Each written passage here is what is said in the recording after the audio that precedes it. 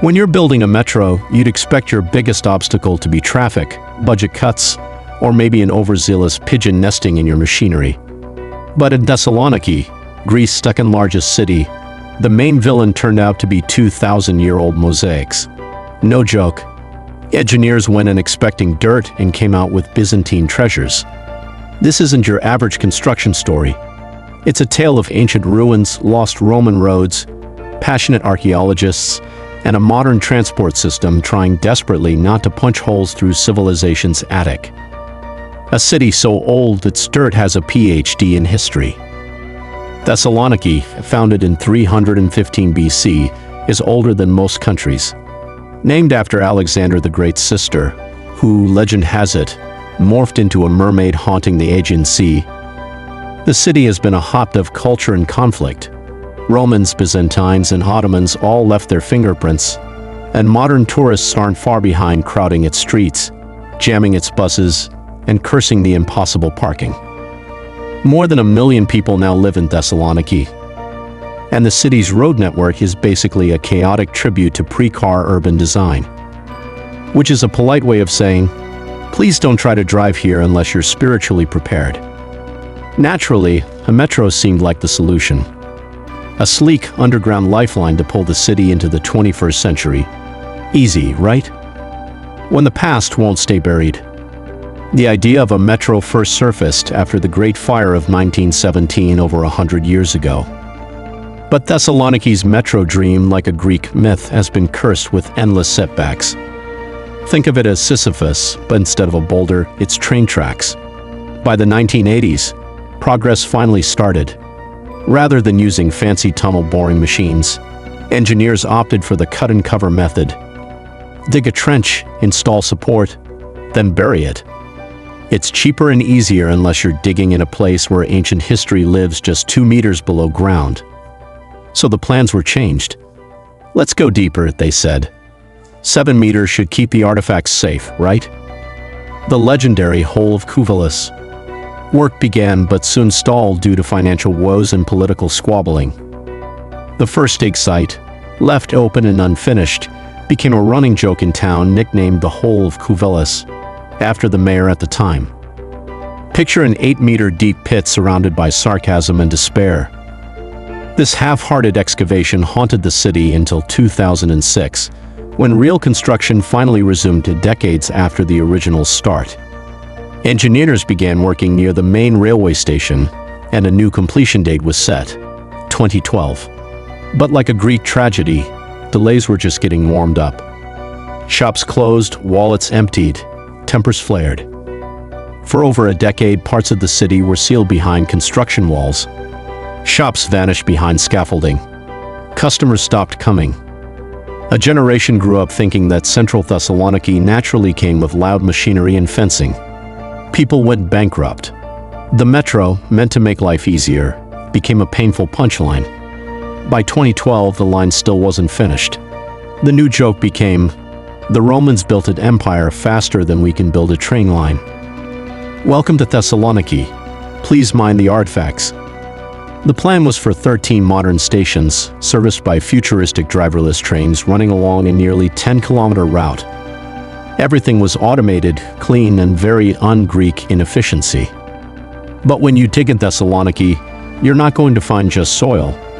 Instead, workers uncovered more than 300,000 historical artifacts during the excavation of 9 station sites. These included public baths, ornate jewelry, household pottery, ancient homes, and shops. At one point, they stumbled upon an entire Roman-era city center like urban archaeology bingo.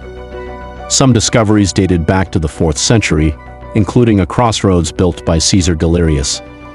The site beneath Venizelos station was so well preserved, it earned the nickname Byzantine Pompeii. When archaeology and engineering collide, archaeologists wanted the ruins preserved in situ right where they were found. But engineers needed to move them to finish the stations. In some cases, relics were sliced into manageable pieces and transported to museums. Critics said this compromised their authenticity. Supporters argued it was better than destroying them entirely. In a bittersweet twist, the excavation helped uncover more history than anyone expected. Still, the delays were soul-crushing. To avoid future confrontations with the dead, tunnels were dug deeper up to 14 meters, and even 31 meters in some areas.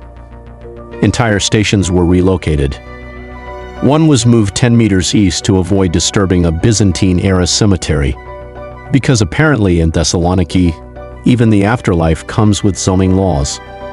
Cost overruns and ancient roadblocks.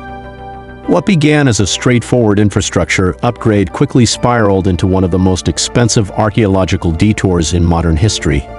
Excavation costs alone shot up to nearly $140 million, and that's not even counting the original $3 billion price tag for the metro itself. With each unearthed relic, the budget took another hit and another and another. The Greek government optimistically labeled the project the greatest act of cultural preservation in Greek history. And to be fair, they're not entirely wrong. But critics weren't convinced. Many saw it as a glorified history dig wrapped in the cloak of public transport. Every ancient column and mosaic added not just delays, but millions in unexpected costs. By the time Line 1 finally opened at the tail end of 2024, Greece had already endured a crippling economic collapse, waves of political instability, and the collective exasperation of archaeologists arguing over how many shards of pottery justify a multi-year delay. It wasn't just building a metro, it was like trying to thread a train through a museum while the curators screamed. The metro finally arrives. No, seriously. Today, Thessaloniki's Line 1 is up and running. The stations are stunning, blending ultra-modern features with embedded archaeological exhibits. You can step onto a sleek, driverless train and moments later, admire a preserved Roman road at your destination. It's a metro that feels like a time machine. More than 300,000 people are expected to use it daily, potentially removing over 60,000 cars from the city's roads. After all those years of chaos, honking and blocked streets, it's finally offering some peace. The sequel, coming to a shovel near you. The saga doesn't end at Line 1. Nope, Thessaloniki is already hard at work on its sequel. Line 2, known as the Kalamaria extension, is currently under construction and promises to add 5 more stations along with a fresh 5 kilometers of shiny new track. The target completion date is late 2025, though seasoned locals might take that with a generous pinch of Mediterranean sea salt. The extension aims to serve the eastern suburbs, including the ever-growing Kalamaria district, bringing more relief to the city's stressed traffic arteries. But in a city where ruins practically beg to be found, the odds of discovering a forgotten shrine to Poseidon are non-zero. If you love this wild ride through ancient ruins and modern rails, don't forget to hit that like button. Subscribe for more mind-blowing stories where history meets high-tech. Drop a comment. Would you ride a metro built over a Roman city? Thanks for watching, and we'll see you at the next stop.